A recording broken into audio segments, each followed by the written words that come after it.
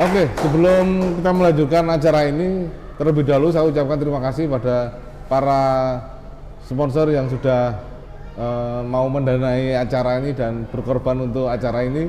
Di antaranya adalah Jahe Merah Amanah dan Geprekin, ayam geprek yang saat ini lagi ekspansi di Surabaya dan beberapa tempat di Surabaya. Terima kasih. Dan saya lanjut saja ke Mas Joko Tutuko. Mas Joko, kalau Anda lihat perkembangan Persebaya saat ini, menurut Anda seperti apa, Mas? Mau dibawa kemana ini, Mas? Persebaya dengan mundurnya CEO, kemudian saat ini Persebaya di ranking ke-9 dan masih banyak sebenarnya pertandingan-pertandingan yang akan datang, Mas. Baik, Persibaya ini kan sudah menjadi contoh. Ya. Deklarasi sepak bola industri itu kan salah satunya Persibaya. Ya. Karena Persibaya itu sepanjang masa itu disupport satu-satunya kota yang tidak pernah putus memutar kompetisi.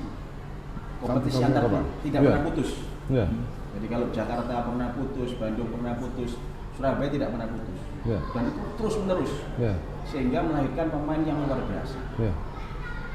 Dan Persibaya itu ketika saya bersama teman-teman masih punya kenangan meliput pada tahun 87 yang kita mengambil juara Perserikatan mengalahkan Persija, itu Persibaya bukan lagi supporternya didukung Surabaya, seluruh Jawa Timur, seluruh Indonesia, orang-orang Jawa Timur yang di Jakarta, perantauan yang di mana-mana itu mendukung Persibaya. Dan sampai hari ini hanya beberapa tempat yang sudah punya klub kebanggaan di daerahnya masing-masing, itu pun dualisme. Masih kecintaan sama Persibaya luar biasa, dan ini aset yang luar biasa. Saya pernah nyampaikan kepada Khalid Boroma yang notabene, mohon maaf, pemiliknya Persibaya, karena yang memenangkan merek Persibaya ini Khalid Boroma. Saya pernah nyampaikan dan dilahirkannya koperasi Persibaya itu satu jawaban yang luar biasa. Hanya saja bahwa industri Persibaya yang dengan koperasi itu yang saya maknai awalnya sebagai sebuah kerakyatannya sepak bola, dan itu rohnya Surabaya, ternyata hilang.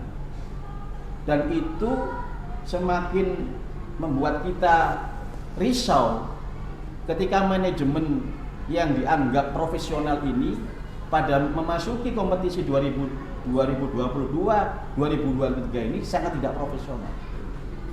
Sangat tidak profesional. Karena apa? Karena melepas 17 pemain. 17 pemain keluar, satu anggap pensiun.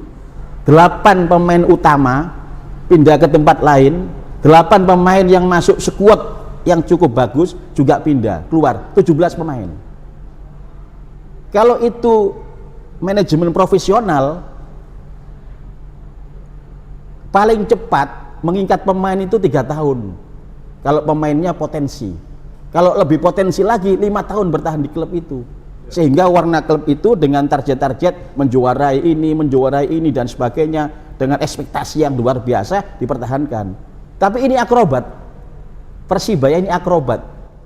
17 pemain keluar, klub yang dibangun memasuki kompetisi yang sudah 3 kali kalah itu dengan pemain, memang pemain muda bagus, tapi tidak bisa kan pemain muda dengan 4 pemain asing yang belum diketahui bagaimana kemampuannya dalam membangun sebuah Persibaya yang menjadi kecintaan warga Surabaya dan Jawa Timur dan Indonesia ini, tiba-tiba seperti itu.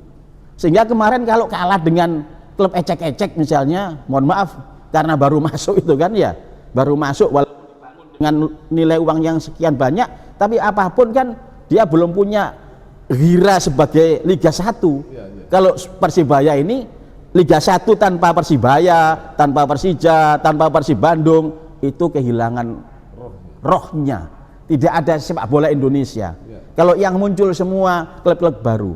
Karena itu saya mohon maaf, Cak Cong dan Yahya ini, bukan saya mengkritik dari sininya.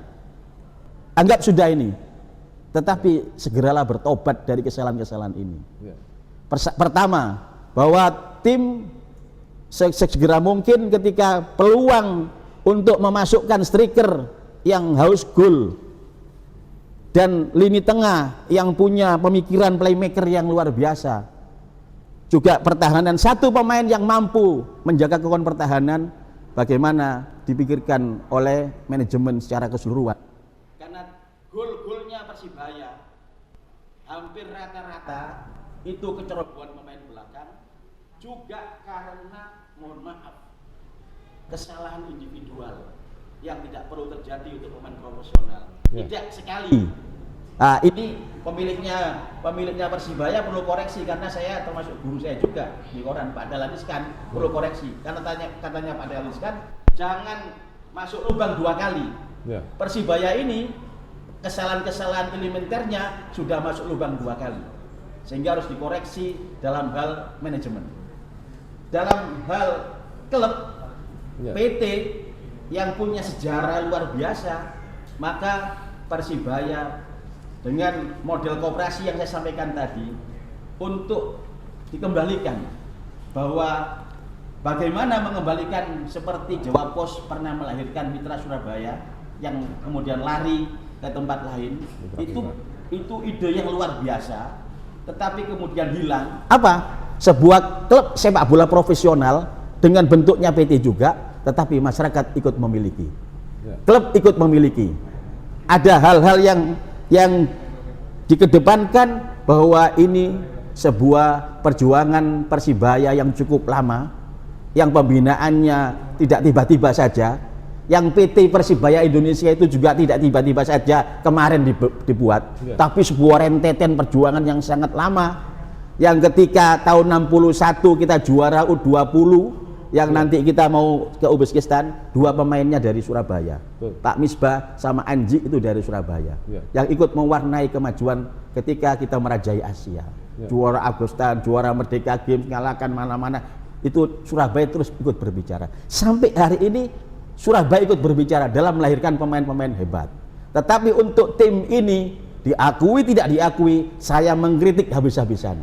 Tim ini hanya bisa main dakon.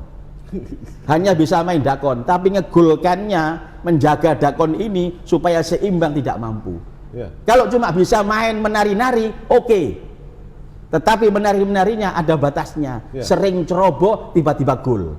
Sering umpan yang cukup bagus di depan gawang, yang tinggal makan, tiba-tiba tidak dimakan. Diputer-puter lagi kayak kekean.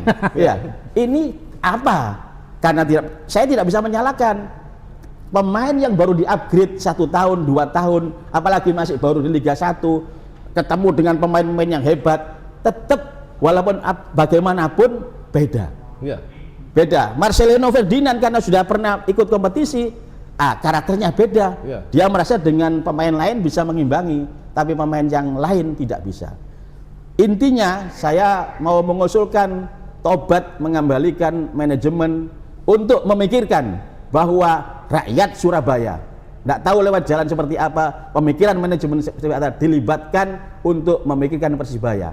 Supporter tidak hanya supporter yang hanya di pinggir lapangan teriak-teriak, tapi tidak ikut menentukan, hanya ikut protes. Kemudian pemerintah juga ikut memikirkan, dan DPR, karena Persibaya ini bukan tiba-tiba jadi PT. Persibaya ini dulu adalah punyanya pemerintah, yang dibiayai oleh pemerintah. Nah, sekarang dipikirkan bentuk koperasi, bentuk apa, yang itu sepak bola industri yang modern, yang tidak boleh prestasinya turun, karena Persibaya itu ibaratnya di Inggris kayak MU, kayak Arsenal, yang misalnya orang tidak melihat nama itu, loh kok nggak ada itu. Nah, itu kan sesuatu yang camplang. Oleh karena itu saya Nahdien berbicara ini kepingin menyampaikan kepada forum ini bahwa pertama, PT ke depan segera diperbaiki, mengembalikan rohnya, masyarakat ikut terlibat. Pak Khalid Goroma, Azrul, Pak Dahlan Iskan yang sekarang di atas ini yang menentukan prosentase dari saham ini, bagaimana membuat suasana ini bahwa rakyat dikembalikan merasa memiliki Persibaya. pemerintah terlibat di dalamnya. Ya, Mas Joko, kalau Anda melihat prestasi Persebaya, saya ikuti Persebaya sejak perserikatan dulu ya. Ada Persib, ada PSMS Medan, segala macam. Dengan kalah 3 kali ini wajar nggak sih Mas? Dengan nama besar Persebaya seperti itu Mas? Dengan nama besar Persibaya, 3 kali berturut-turut. kalahnya itu apalagi prestasinya kita terjaga ketika lawan Bali United. Ya. Terjaga kita. Ya. Di kandang Bali United kita mengalahkan. Betul. Di sini tiba-tiba kita yang menyiapkan sesuatu yang sangat baik kalah. Ya. Dengan run kalah lagi. Ya. Sehingga menimbulkan suasana yang luar biasa. Kekalahan dalam sebuah kompetisi itu biasa, Ya. wajar. Tapi kekalahan ketika itu dirundung kekalahan terus dengan gol yang kita lihat, dulu kita putar lagi. Ya. Dengan Bali United itu kalau kita main sungguh-sungguh dengan pemain yang tidak sampai keluar 8, masih tetap menang itu. Karena apa? Karena faktor kedewasaan pemain di lapangan hilang. Ya. Kedewasaan itulah yang menimbulkan kita bertahan tidak mampu maksimal, menyerang juga tidak maksimal, koordinasi permainan ketika dibangun bagus, habis itu hilang. Nah, sehingga itulah menjadi tidak wajar. Kalau ini dibiarkan, tidak dikritik, tidak dikontrol, kemudian tiba-tiba nanti Persibaya degradasi, jangan salahkan tiba-tiba Surabaya bisa seperti 10 November. Gara-gara Persibaya ini demonya bisa 7 malam loh kalau degradasi. Akan terus-terusan. Karena apa? Ini sebagian dari roh perjuangan yang masih menyala adalah Persibaya. Mas Joko, kemudian dengan kekalahan beruntun itu siapa yang wajib bertanggung jawab? Sehingga kenapa kok Asrul Ananda yang merasa jadi CEO ini merasa bersalah dan mundur dari Persebaya? Menurut Anda seperti apa? Kalau tim kan coach, ya. Manajer dan coach. Kalau Yahya, karena Yahya mengawasinya. Tapi secara teknis coachnya yang bertanggung jawab karena ini sebuah pertandingan. Kenapa harus ada manajer juga? Coach adalah teknisnya, teknisnya coach. Bagaimana mempersiapkan pemain, bagaimana matangnya dan sebagainya. Bahwa yang saya kritik tadi bahwa pemain ini, mohon maaf, masih belum dewasa di lapangan karena masih barunya pemain. Apalagi manajernya masih baru. Yahya masih baru. Di perputaran Liga 1 baru. Ya masih. Saya tahun lalu di Persik Kediri, Pak. Ya baru muncul kan gitu kan. Bukan. Gini biar nggak melebar ya. Siap. Langsung saya jelaskan dulu. Ini banyak yang melenceng sebenarnya. Ya. Seperti tadi katanya Mas Joko bahwa pemiliknya adalah Pak Holid Horoma. Salah, Pak. Pemiliknya adalah Koperasi Surya Abadi Persebaya. Itu harus tahu dulu supaya lurus. Biar tidak mendiskreditkan salah satu orang sebagai pemilik ya. Itu yang pertama seperti itu. Terus kemudian yang kedua, masalah profesional. Kita ngomong profesional itu bukan cuman ngomong oh ini harus semuanya tetap pemainnya harus semuanya ini, bukan itu. Profesional itu didasari kalau kita tetap terus kita tidak mampu membayar gaji itu nggak profesional namanya. Itu nggak profesional.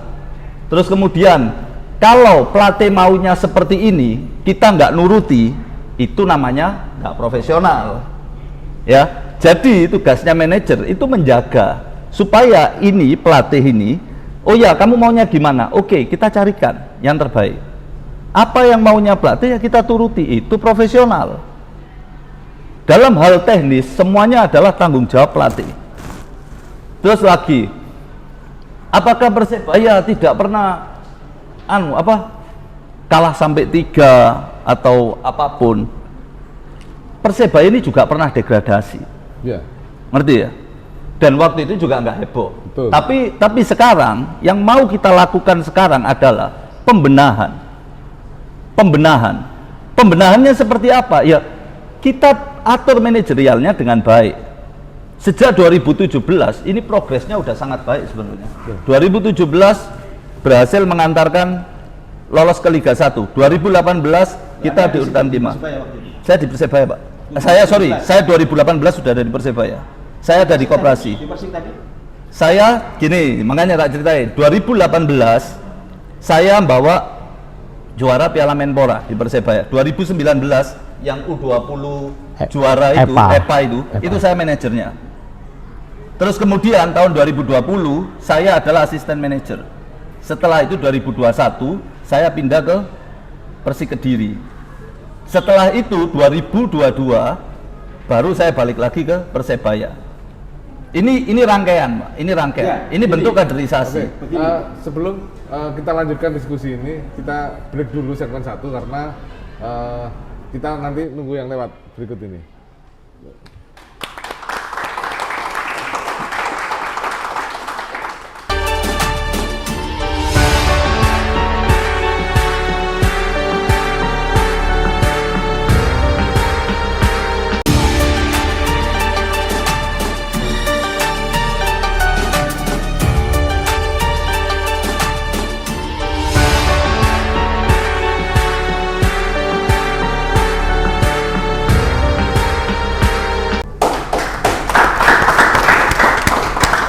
Oke, kita lanjutkan perbincangan kita yang semakin hangat, semakin malam semakin hangat. Masih dengan Jahe Mara dan Gebrekin serta air minum Aula. Tadi kita lanjutkan sama penjelasannya Mas Yahya. Mari Mas Yahya, silakan. Jadi gini, kita juga harus melihat semuanya. Jadi ketika kita mau ngomong profesional di bawah yang lebih baik, ini kita harus lihat semuanya. Semua segmen harus kita lihat. Segmen-segmen yang apa aja yang menyangkut masalah Di Persebaya. iya, yang Persebaya untuk menjadi profesional ini harus betul-betul dijaga. Bukan cuman ini harus pemainnya harus bagus-bagus semua. Pemain harus bagus-bagus semua. Tapi kalau umpama pelatih ini ini kita harus seperti ini. Ya kita harus ikutin arahan ini juga. Salah satunya ya. Ya gini, mohon maaf. Dari sini ya juga tidak profesional. Artinya manajer itu teknis non teknis, tidak di lapangan ikut menentukan. Dalam sepak bola industri, saya katakan tadi, Yahya nyampaikan, kalau kita tidak mampu membayar pemain, ya manajemennya tidak profesional dong. Kalau tidak mampu membayar pemain yang diharapkan mampu menjadi bagian kekuatan tim. Karena itu bagian dari manajemen. Manajemen profesional itu kemampuan seseorang, ada expert di dalamnya, ada tanggung jawab di dalamnya. Expert itu apa? Keahlian dalam tim, baik di dalam lapangan maupun di luar lapangan. Ini yang berbeda, Pak. Masalahnya gini, profesional itu semua bekerja pada job desk-nya sendiri-sendiri. Memang. Bagian nyari uang itu ada namanya bagian bisnis. Loh pasti. Sepak bola ini. Tadi katanya semuanya harus tahu. Loh, iya. Ini kan keilmuannya tahu. Keilmuannya tahu. Ini tapi ada bagian bisnis. Loh enggak, Anda manajer Persibaya, manajer lo ya. Iya. Tidak manajer tanggung jawab sama tim sama coach. Iya. Sama coach tanggung jawab. Anda bertanggung jawab. Kita bertanggung jawab. Ya, apa yang diminta oleh pelatih itu harus dituruti semua. Saya sampaikan tadi. Pertama, saya luruskan ini ya. Saya bukan tidak mengerti soal organisasinya. Khalid, Pak Dahlan, Azrul adalah tokohnya. Bahwa prosentasinya di koperasi sama di tempat-tempat yang lain yang belum dijelaskan secara transparan pasti. Tapi bahwa tokohnya 3 orang ini, tokohnya di Persibaya tokohnya 3 ini. Enggak. Maksudnya gimana itu, Pak? Enggak. Tokohnya gimana? Tokohnya gimana? Ini toko yang menguasai saham ini. Wah, ini bahaya ini, Pak. Bahaya Bapak kalau ngomong kayak gitu. Pemilik saham 70% itu PT DBL Indonesia, 30% adalah Koperasi Surya Abadi Persebaya. Kalau dibilang ada tokohnya ini bisa menjurus ke fitnah, bahaya kalau ngomong kayak gitu, bahaya, bener bahaya. Bukan, tapi kan menentukan dalamnya loh, Pak. Saya tahu dalamnya loh. Nggak ada kayak gitu tuh di Persebaya. Kita menentukan toko-toko ini. Nggak ada. Loh. Komisaris ada 5. Oke Mas Yahya sama Mas Joko Tutuko. Kalau dari sisi bonek ini, kemarin sempat emosi dengan kekalahan dari Rans. Ini keinginan bonek sebenarnya dengan Persebaya ini apa, Mas? Apa karena kalah 3 kali terus kemudian emosi, kemudian sampai yang saya dengar menjarah Persebaya Store ya yang ada di Sutos. Gimana, Mas? Cacong. Terima kasih. Siap. Sebenarnya nggak mulu-mulu kalau masalah bicara dengan bonek apa keinginannya yang di lapangan kayak apa, protesnya kayak apa. Simple aja, prestasi. Itu aja. Di lapangan kita udah tahu kondisinya di lapangan itu masa cair, masif. Gimana mengaktualisasi protesnya teman-teman udah nggak bisa mengakomodir dirinya, mereka langsung invasi lapangan. 3 kali berturut-turut, mulai dari lawan PSM, Bali, sama terakhir klub konten ya, Ran itu ya. Kita udah kecewa, artinya teman-teman bonek memahami ini udah parah. Hanya dengan klub Ran yang barusan promosi aja itu bisa kalah. Tapi itu memang kita akui, itu yang melakukan bonek real, bonek artinya dalam hal ini kita nggak menutupi itu sebuah oknum atau siapa itu kita akui itu bonek, kita nggak akan menutupi. Akhirnya kita sepakat dengan teman-teman, kita introspeksi diri untuk ke depan supporter itu Persebaya itu harus gimana, jadi bonek itu harus gimana. Kita melakukan hal kayak gini, apa terus akan melakukan kayak gini lagi, merusak menjarah. Kita harus ngapain? Sebetulnya tidak kepingin gitu. Semua teman-teman Tribun di dalamnya itu sepakat ini tidak dibenarkan kasus ini. Yang rugi siapa? Bonek. Persebaya akhirnya akan disanksi dengan PSSI, denda, tidak bisa main di Surabaya, kan terusir. Bonek tidak bisa mendukung secara langsung di lapangan. Kita tidak bisa menonton di lapangan karena terusir, tidak boleh tanpa penonton. Itu kita rugi semua. Persebaya dengan materi kita nggak mendapatkan income dari pendapatan penjualan tiket, itu juga rugi. Kita harus introspeksi, teman-teman bonek harus introspeksi. Makanya tadi sempat di Sitos kita sepakat teman-teman dari semua tribun urunan penggalangan dana terkumpul 51.800.197 rupiah itu untuk memperbaiki stadion. Membantu perbaikan stadion. Kalau kita diserahkan ke pihak GDL, ke Pemkab Sidoarjo, mereka nggak mau nerima karena ada pihak Persebaya. Makanya kita pasrahkan ke teman-teman manajemen Persebaya. Juga sekaligus di forum ini kita minta maaf atas kejadian itu. Kita tidak menutup mata, itu memang bonek. Dan terlepas itu yang tadi, yang kemarin itu menjarah, itu apa? Itu bangsat ya memang itu. Mereka memanfaatkan momentum. Mereka nggak tahu siapa. Harapan kami agar pihak-pihak keamanan atau pihak kepolisian untuk menangkap pelaku itu. Memanfaatkan asetnya Persebaya mereka curi. Apa itu suatu bonek? Kalau memang bonek nggak akan melakukan itu. Berarti ada unsur-unsur yang menumpangi mungkin. Nah itu mereka menunggangi. Terus untuk prestasi yang saya harapkan dari pihak Persebaya, terutama pihak manajer, ayolah komunikasi dengan semua kalangan pihak agar Persebaya ini lebih prestasi. Saya nggak tahu di dalamnya apa, karena itu wewenang bukan kita, karena supporter sebagai apa ya, suara di luar di tribun, sebatas di luar tribun, kita setidaknya bisa mengakomodir teman-teman yang di sana di tribun agar menyampaikan apa yang dikehendaki. Misalnya tadi Pak Joko tadi mengendaki pemain kenapa dilepas, kenapa tadi tim ini bisa berubah, hampir 90% kemarin. Setelah saya tanyakan tadi sempat yang waktu serahkan donasi itu kemauannya head coach. Seorang direktur bilang head coach yang manajemen atau manajer tidak ikut terlibat karena tidak akan intervensi apa yang dilakukan head coach, mulai dari kontraknya atau mulai dari apa pemilihan pemainnya, itu pasrah ke head coach. Artinya yang bertanggung jawab siapa? Ya harusnya tim pelatih, bukan seorang siapa. Kita nggak bisa menyalahkan satu pihak, harusnya semua harus berkolaborasi atau bersinergi. Supporter, pemain, tim, atau manajemen harus bersinergi. Gimana caranya mengangkat tim ini agar lebih kembali ke performanya. Itu. Mas Ayah, saya sempat baca pernyataannya Asrul Ananda di media bahwa dia ingin lepas dari lingkaran setan. Nah, yang menggelitik jadi di otak saya adalah lingkaran setan apa sih Mas sebenarnya yang terjadi?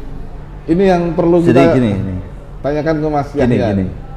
Yang dimaksud itu adalah ini kejadian ini selalu aja terjadi setiap tahun kecuali tahun lalu. Jadi setiap tahun main ini komposisi pemain, mau itu bagus mau itu jelek, tiba-tiba kalah. Di sini ada tumbal. Ya. Terus tiba-tiba ini ganti apa? Ganti entah ya pokoknya ganti, ada yang diganti, terus kemudian bagus sampai sini, terus kemudian ini tetap materinya tetap tiba-tiba kalah lagi. Iya.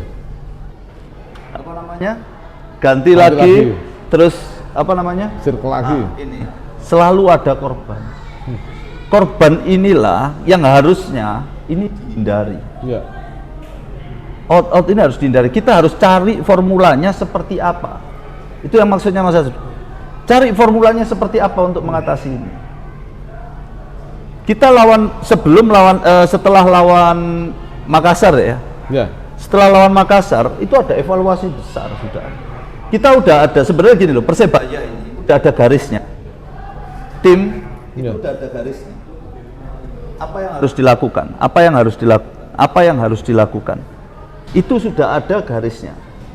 Lah yang kita jaga ini garis ini seharusnya.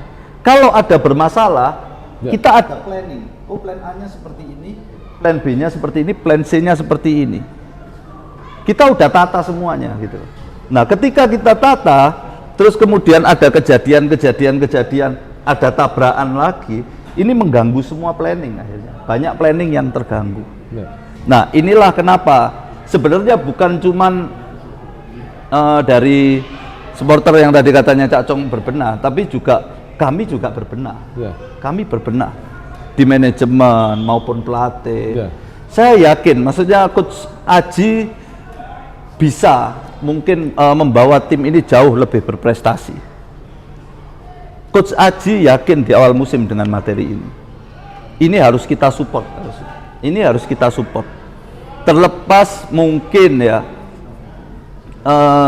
kita semua harus, kalau menurut saya mungkin supporter, mungkin coach, mungkin pemain, mungkin kita lihat apa sih kesalahan kita yang paling mendasar ini apa? Apakah mungkin oh kita ini udah kelewat batas, oh kini mungkin wis mulai sombong. Ini juga evaluasi semua. Mungkin saya udah mulai sombong, mungkin dari pemain udah sombong, pelatih sombong, atau supporter sombong, atau siapapun sombong. Mungkin ini harus dihilangkan. Jadi masalah-masalah ini yang harus kita cari seharusnya. Masalah-masalah seperti ini yang harus kita cari. Bukan dengan cara out seperti itu. Dari evaluasi intern sendiri bagaimana, Mas? Kalau kami yang jelas gini, 7 pertandingan ini adalah lahan evaluasi total. Kita akan mengevaluasi 7 pertandingan karena nggak mungkin kita ganti pemain atau ganti siapapun sebelum bursa transfer. Ini Mas Joko juga pasti tahu ya, maksudnya kita nggak mungkin ya Mas ya. Jadi kita tunggu 7 ini, kita evaluasi di 7 ini sambil ya kita udah punya ancang-ancang. Jadi ketika ini waktunya, oh ternyata ini posisi ini harus dievaluasi, ini harus kita udah ada yang mau diinikan. Jadi sebenarnya insya Allah evaluasi itu ada. Bukan cuma masalah itu aja, tapi evaluasi yang lain-lainnya juga kita lakukan. Ya mungkin itu. Kalau saya tanyakan menghadapi mungkin kemarin puncak lawan RAN ya. Takutnya lagi nanti puncaknya lah saat lawan Arema tanggal 1 itu. Gimana? Lawan Arema kan kalau saya sih anggap mereka bukan rival karena nggak selevel karena mereka dualisme. Gimana menyiasati kalau kalah? Saya khawatirkan kalah dengan materi pemain saat ini. Yang terus kalah. Jangan ngasih PHP terus istilahnya. Mana seorang coach waktu preskon pemain ini bagus, muda-muda, kayak pede banget gitu, tapi realitanya di lapangan yang berbicara 45 menit kali 2 ya tetap kalah kan gitu. Jadi gini. Ini kalau kita ngomong masalah Arema. Insya Allah lawan Arema ini pemain kita lengkap. Ini adalah lengkapnya Persebaya kecuali kiper Hernando ya. kecuali Hernando baru bisa main mungkin ya 2-3 minggu lagi lah baru sudah bisa, dia cedera. Kalau kita mau ngomong materi pemain, sebenarnya materi pemain kita itu yang timnasnya masih 4. Masih 4 timnasnya. Mungkin pemain asing baru 4 orang, tapi kalau yang satu itu memang udah teruji di Liga Indonesia lah. 8 ya. Terus kemudian masih ada Alwi sama Hidayat yang notabene masih ini. Sebenarnya semuanya ini apa ya namanya, bisa gitu. Anak-anak muda yang lain juga bisa. Sebenarnya yang dibutuhkan saat ini bukan kalimat kalah, tapi gimana caranya membangkitkan anak-anak ini untuk ya apa caranya menang, ayo bisa ini 7 pertandingan ini kita harus bisa.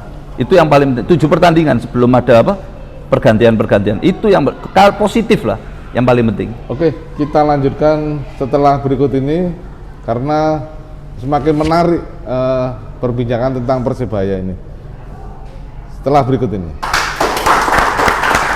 Monggo.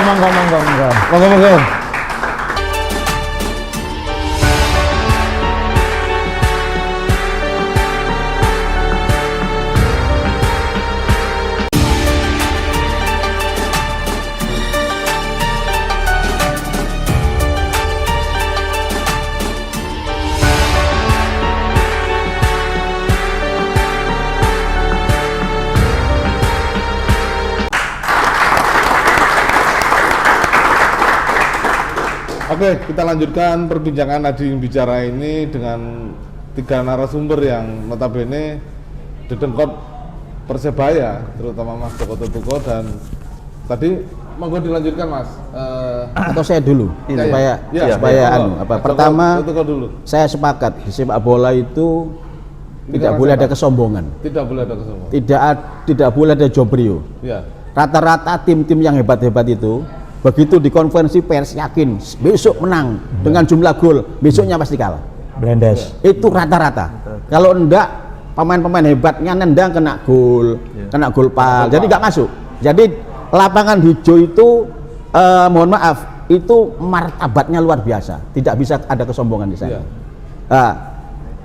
Tanda kutip saya, ketika pergantian pemain dengan 8 pemain, 4 asing, 4 ini dilepas total, itu saya menganggap sebuah kesombongan Persibaya. Karena membiarkan pemain-pemain yang masih dalam kekuatan Persibaya yang ditakuti oleh seluruh tim ketika itu, kemudian berubah jadi tim baru. Bahwa soal tim baru ini pemain muda muncul bagus, luar biasa jempol, karena memang produknya luar biasa membangunnya. Tetapi sekarang tanggung jawab moralnya kalau sudah kalah 3 kali, ini menjadi tanggung jawab yang tidak bisa dilepas begitu saja. Tim pelatih, coach, asisten coach harus bertanggung jawab secara totalitas kepada masyarakat Surabaya dan seluruh supporter Persibaya. Manajer memberikan penjelasan bahwa seperti apa, karena manajer itu ibaratnya dalam sepak bola kelon sama pemain.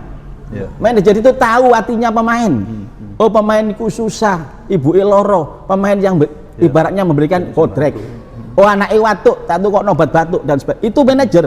Karena dia tidak nurusin teknis, non teknisnya adalah manajer. Nah, ini harus dievaluasi. Evaluasi pasti. Jangankan kalah, menang pun tim itu dievaluasi. Jangankan kalah. Oleh karena itu, saya tidak melihat lawan Arema nanti. Saya meyakini tidak akan mengevaluasi total nanti lawan Arema. Karena apa? Karena situasi akan berbeda. Saya berharap juga supporter jangan mengukur pada saat lawan Arema. Karena pertandingan masih banyak. Pertandingan tidak hanya lawan Arema. Kalau emosional kita tumpahkan lawan Arema, maka Persibaya nanti akan gagal total. Oleh karena itu harus diredam, harus rendah hati, harus disiapkan tim bagaimana pertandingan berikutnya ini Persibaya dengan tokoh-tokohnya yang hebat ini mampu mengembalikan kembali kekuatannya. Dengan kekuatan pemain-pemain muda ini tidak mungkin sekarang ini kan diganti karena bursa transfer belum dibuka. Oleh karena itu yang saya koreksi tadi, lemah di depan tidak bisa nyetak gol, di belakang ceroboh. Ini mohon segera dikoreksi, dan saya minta supporter tidak hanya melakukan dukungan moral di lapangan. Saya karena lama di Persibaya, maka sudah saatnya juga dibantu, tidak tahu dengan istighosah, doa bersama untuk menguatkan hatinya pemain supaya dia setelah kekalahan ini dibangun kembali, nahdinya dibangun. Menurut Anda gimana, Cak Cong? Masuk. Harapan Anda untuk kalau lawan Arema nanti seperti apa, Cak Cong? Supaya kita melihat Persibaya nanti enak, tenang, mungkin ayem gitu, Cak Cong. kita kurang ya mungkin pasar lah, mungkin terlalu ujub atau sombong. Ya. Saya usul ke Pak Manajer ini sebelum berangkat ke Malang, tolonglah ngajak adik-adik teman-teman yatim piatu, ayo kita sowan ke sana untuk ngasih bantuan, dan supaya siapa tahu doa adik-adik yatim piatu ini memberi apa ya kekuatan untuk pemain Persibaya. Mungkin dari NU Jatim bisa mensupport juga gitu, membantu doa gitu. Oke. Bisa baik. Ini yatim piatu, saya kasih tahu. Persibaya itu dalam sejarah perserikatan selalu tidak pernah menang lawan PSM. PSM Makassar. Waktu itu tahun 89 PSM juara perserikatannya. Juara. Kipernya Hafid Afailuddin, kiper terbaik nasional.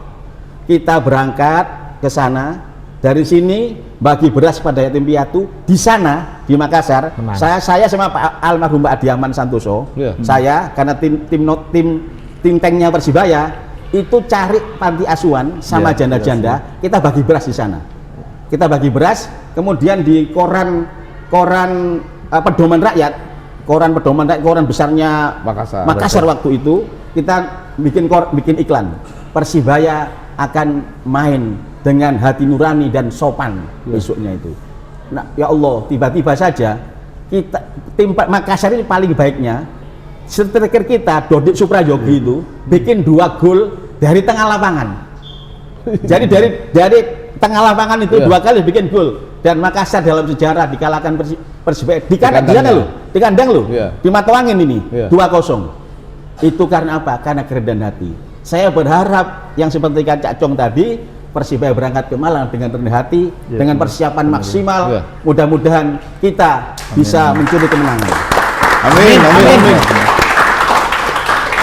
Ya, kalau mungkin, dari sisi manajemen, Mas, persiapan lawan Arema ini kan historikalnya sangat kental sekali, karena ya antara Malang dan Surabaya ini adalah ya kota-kota sepak bola, dan itu fanatismenya sangat tinggi. Ya, benar. Bagaimana, Mas? Jadi gini, kalau dalam hal dari pemain ya yang saya rasakan memang beda. Maksudnya ini udah mulai mentalnya setelah kepukul ini udah mulai naik. Mereka udah mulai alhamdulillah mulai perlahan udah mulai naik. Terus dari kepelatihan sendiri berapa hari ini juga digenjot fisik habis-habisan. Istilahnya untuk bangun mentalnya lagi supaya kuat, tenaganya juga kuat. Terus kemudian dari kami saya dan teman-teman manajemen dan pelatih juga semuanya kita bicara dari hati ke hati. Masalahnya di mana ini? Ayo udah dilupakan, dan yang paling penting sekali lagi adalah hilangkan kesombongan. Udah ini dulu aja. Karena kalau kita mau sombong, orang sombong itu tidak akan bisa tahu lemahnya dirinya sendiri. Biasanya seperti itu. Jadi insya Allah ini menjadi suatu yang baru. Semoga ini start yang bagus untuk Persebaya. Semoga besok itu lawan Malang itu adalah kita mulai start yang baik untuk Persebaya di tahun ini. Saya usul, monggo supaya baik. Tim-tim yang ketika mentalnya down itu kan dia dibangun dengan mengembalikan, diajak nonton bioskop, dan diajak ke keluarganya, didatangkan keluarga dan ngobrol. Tapi usulan saya satu, coba didatangkan Cak Kartolo untuk datang di tim Persibaya untuk menyegarkan suasana. Supaya apa? Cak Kartolo ini kan ya pelawak, ya doanya bagus, ya cara pendekatannya bagus. Persibaya seperti itu. Supaya apa? Supaya tidak terbebani untuk menang-menang, tapi diterbani main bagus, bisa nyetak gol. Ketika golnya dicetak, supporternya saya tidak bisa ngamuk karena sudah digiring oleh Cak Kartolo. Nah, itu yang kita harapkan ke depan. Boleh, pompong FIFA Matchday kan libur. Nah, ini saya harapkan gini ya, untuk tim menghadapi sisa masih jauh 17 berapa? 27. 24 lagi pertandingan. 24 itu masih lagi. jauh memang. Ya. Tapi ke depan saya harap lebih konsentrasi untuk tim dalam merekrut pemain lagi. Oke lah, kemarin teman-teman atau pemain-pemain itu yang muda-muda di kontrak jangka panjang 3 tahun ya, 2 tahun, 3 tahun, ada yang 4 tahun mungkin ya. Tolong yang pemain asing ini nggak sembrono, jangan beli kucing dalam karung. Nah, artinya hanya bermodalkan video tanpa ada coach talent atau direktur teknik, hanya pilih itu berdasarkan video. Hasilnya ya boceh kan kayak sekarang ya. Betul. Seorang Silvio di mana dulu padahal dulu pernah punya David da Silva yang predator. Iki ngarepe gawang muter-muter kok kitiran wis ngegolno. Apa yang bisa tanggung jawab dan seorang Silvio. Nah mungkin dalam bursa transfer ini mungkin dari Sporter buaan pemain kayak gitu. Apa yang bisa dibanggakan? Nyaduk balanya sih muter-muter kayak pangkeping nang ngarepe gawang. Ada nggak sih faktor non teknis di sepak bola yang modern sekarang ini, Pak? Maksudnya non teknis apa ini? Ya, kalau kita tahu dulu di Afrika masih ada. Vudu gitu-gitu ya? Iya, vudu gitu. Waduh, Atau aku nggak tahu yang penting. masalah-masalah yang itu ya? Saya harap ya manajer paham lah, nggak perlu yang Garano sirik ya, Iya, betul. Musrik atau sirik ya nanti apa nanti ada keris nang ngisor dia. Iya. Nah, boleh gawang dikencingi gawang. Jauhkan dari hal-hal gitu, kita percaya. Saya punya pengalaman dengan salah satu AMTV ini, Pak Jamil. Iya. Setiap pegang tim tidak lepas dari istighosa. Nah, itu bagus.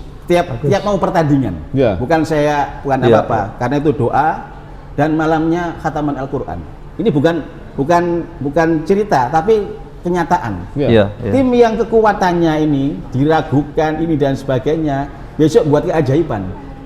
Besok keajaiban. Apa jenis Yahya kemarin tadinya kumpul Bang Mulama kan? Di temboknya Bangmu itu ada. Itu yang saya pakai temu. Terus la ya'lamul ghaiba illallah. Juz 19 yang diputus bagiannya. Ya ya'lamul ghaiba sama fil ardi illallah. Kan gitu kan artinya di Al-Qur'an itu kan. Dipakai. Nah, kalau itu Persibaya, tempatnya Sunan Ampel, tempatnya seluruh kekuatan rohani, kemudian dalam industri apa tetap kita pakai. Tidak syirik, tidak musyrik, tapi kita pakai doa bersama. Karena apa? Kenyataannya tiap buat tim yang itu dibumbui dengan doa, dibumbui dengan khataman Al-Qur'an, itu suasana kebatinnya luar biasa. Apalagi doa-doa dari anak yatim piatu. Tetapi timnya tetap harus bagus. Jangan melakukan ini timnya pemainnya kelemprak-kelemper, ya pemainnya nggak bisa bikin gol. Nah, jangan sampai. Artinya ini kan sudah mengerucut bahwa kita semua harus menyatukan visi, menyinergikan kekuatan yang ada dan pasrah kepada dan berdoa kepada Allah Subhanahu wa taala sehingga Persebaya ini nantinya akan lebih baik. Tapi setelah ini kita akan lebih bahas bagaimana Persebaya ke depan. Oke.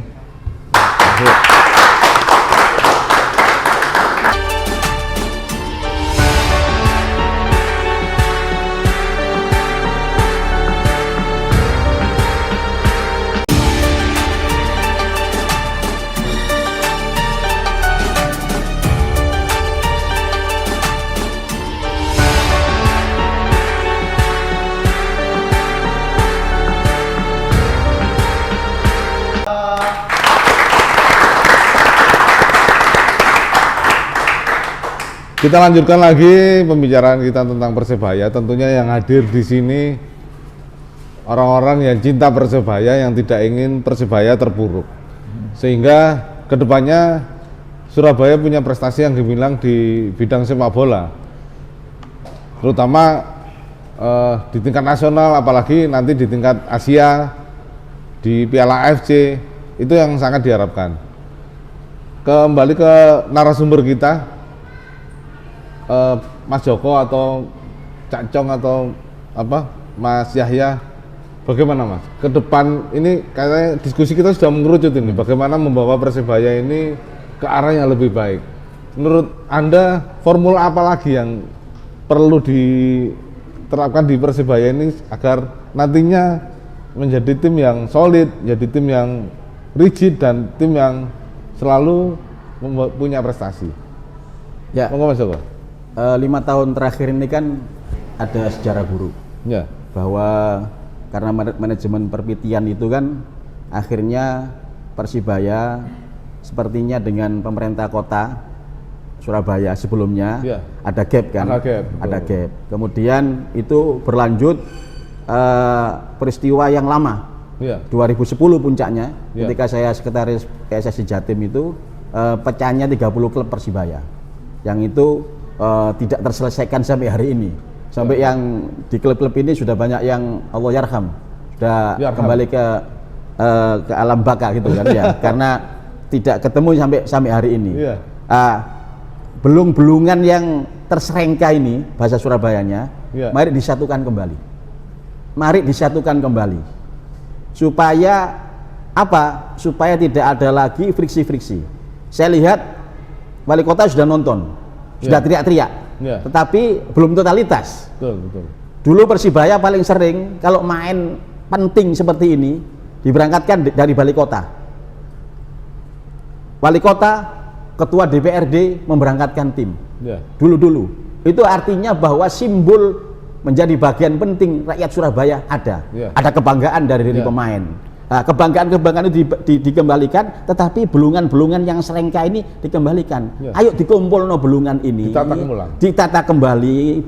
Saya yakin Pak Dahlan, Azrul, Pak Khalid, klub-klub yang semua sekarang aktif di koperasi dan sebagainya, yang membina pemain mulai dari U12, U13, U15, ini luar biasa habisnya. Kalau dihitung mereka lebih banyak habisnya. Dapurnya dikalahkan dengan bina pemain ini. Oleh karena itu Persibaya, kalau tadi kita sepakat tim ini harus baik dan rendah hati, berdoa sebanyak-banyaknya untuk memenangkan pertandingan tanpa menyederai lawan, hatinya dan sebagainya, maka mengembalikan kekuatan Persibaya yang tanda kutip sekali lagi masih belum kembali. Kita kumpulkan lagi semangatnya supaya pemerintah ikut punya, rakyat ikut punya, semua ikut punya, walaupun manajernya PT dan industri sepak bola modern seperti saat ini. Oke. Pak Jong, untuk ke depan ya mungkin lebih disinergikan lagi semua stakeholder yang ada di Surabaya, mulai manajemennya, pemerintah kotanya, boneknya, pihak keamanan, terutama pihak keamanan juga ya, yang mau memfasilitasi keamanan di Surabaya, yang sudah membantu sampai saat ini di Surabaya. Kalau ke GBT udah nggak ada yang sartok-sartokan atau memanfaatkan momentum itu. Untuk Persebaya sendiri, ayo di era industri sepak bola yang lebih modern ini, kuatkan bisnisnya, ojo golek tiket to ae nambah supporter kan gitu. Ya apa caranya golek sponsor sing akeh kan, biar tiket nggak larang-larang kan, sponsornya harus banyak kan gitu. Tuku pemain cek enak, nggak bingung golek duit kan gitu. Gimana caranya? Itu urusannya manajemen. Kita bukan sebagai supporter ya apa caranya manajemen kudu duit dan membeli pemain yang kualitas. Ojo kualitas grade A, B, C atau kualitas yang di bawah yang dibeli. Harapan kita ya harus berprestasi ya. Harapan supporter ya. Itu semua lah, bukan hanya supporter. Pemerintah kota pasti bangga kalau sepak bolanya di Surabaya lebih maju kan gitu. Itu harapan semua lah, bukan hanya supporter ya. Makanya pembinaan atau apapun mulai dari EPA-nya sekarang ini saya lihat kualitasnya sampai yang U16 ya. Itu 16-18 sudah semifinal. Udah peringkat berapa ya, bagus ya. Saya juga ya hebat lah kalau itu. Tinggal seniornya lah, kok melegedes ya ini. Nah ini yang saya harapkan Pak Manajer ini harus membangkitkan adik-adik pemain ini agar moralnya membangkitkan menghadapi sisa kompetisi ini sampai akhir ya. Semoga ke depan walaupun babak belur di awal, akhirnya nanti finish di papan atas gitu. Harapan kita itu. Oke, Mas Saya, manajemen tentunya sudah menyiapkan formula-formula yang notabene baik untuk pemain, baik untuk tim coach dan semua diperuntukkan untuk Persebaya. Menurut Anda gimana Mas? Persiapan ke depan Mas? Ini kita bahas juga, kebetulan tadi Mas Joko juga ngomongkan masalah Jadi di eranya Mas Azrul ini, Ya. CEO Mas Azrul ini dan yang anu ini, itu semua udah mulai diperbaiki sebenarnya. Termasuk yang paling anu kan memperbaiki hubungan dengan Pemkot, dan itu udah jalan. Udah jalan. Terus kemudian yang kedua kita nyoba untuk merangkul semuanya. Jadi sekarang Mas Joko itu bukan 30 klub lagi sudah. Sekarang di Surabaya itu totalnya ada 50 lebih klub. Dan itu semua udah diayomi, dibuatkan liga. Kan dulu itu kan saya pernah dibilangi sama salah satu guru saya ya, yang saya anggap guru, ya almarhum Bang Mo, itu dia bilang, iki megano ligane, yo arek-arek iki sakno. Si main iku ya apa? Nah, ini sudah ada sebenarnya. Ini sudah ada. Jadi Askot itu dibangun betul-betul untuk ya apa caranya membuat liga sebagus mungkin. Ya dan di sini perannya Persebaya ini yaitu untuk disupport. Jadi nantinya masyarakat Surabaya ini asetnya banyak, sehingga nanti ke atasnya ini akan muncul terus. Ya. Insya Allah akan muncul terus. Itu. Tapi di lain itu memang kita harus tim atasnya ini udah harus kokoh dulu, sehingga bawahnya nyumbere juga enak gitu loh. Jadi sing dukur iso bahasanya, yang atas bisa narik yang bawah. Nah, menyokong. Ya. Jadi pada waktu tahun ini itu memang yang kontrak jangka panjang itu ada 19 orang totalnya. 19 orang pemain itu kontrak jangka panjang. Dan beberapa pemain insya Allah udah mau diperpanjang. Yeah. Termasuk yang properti panasnya itu kan ada beberapa pemain timnas yang properti panas itu semua udah mulai insya Allah segera diamankan. Yeah. Untuk berapa tahun ke depan. Ini juga udah dipertimbangkan semua. Sebenarnya sudah ini garisnya Persebaya ini udah insya Allah udah jalan. Tinggal kita nanti evaluasi. Oh ini lemah di sini, ini lemah di sini ya. Termasuk mungkin evaluasi tadi yang pemain itu. Tapi masih ada 7 pertandingan untuk mengevaluasi ini, bahasanya seperti itu ya. Ya semoga ke depan mudah-mudahan besok pertandingan Arema itu adalah start buat kita semua. Amin. Menuju kompetisi ini supaya berakhir lebih baik. Ya. Mungkin itu aja. Makasih. Oke. Ya, tentunya kita dibatasi oleh waktu, seharusnya kami masih ingin berbincang-bincang agak lama sampai subuh bila perlu sambil minum kopi. Ya, tapi karena keterbatasan waktu hanya 1 jam waktu ini, mungkin lain kali kita lanjutkan dengan semangat bahwa prestasi Persebaya ke depan lebih baik. Terima kasih saya ucapkan ke rekan-rekan saya narasumber, Mas Joko Tutuko, Cak Cong, dan Mas Yahya yang menjadi manajer. Kita tentunya akan berdoa semoga Persebaya ada 24 pertandingan lagi. Mudah-mudahan ini Persebaya menempati prestasi yang lebih bagus dari yang sekarang, karena kita masih di ranking 10 atau 9 saat ini. Mudah-mudahan kedepannya ya tidak sampai degradasi. Kalau sampai degradasi ya tentunya ini adalah sia-sia yang dibangun oleh pihak manajemen, kemudian supporter mendukung Persebaya dan stakeholder yang ada. Cukup sekian dialog kami di Nadine Bicara. Saya ucapkan terima kasih dan wassalamualaikum warahmatullahi wabarakatuh.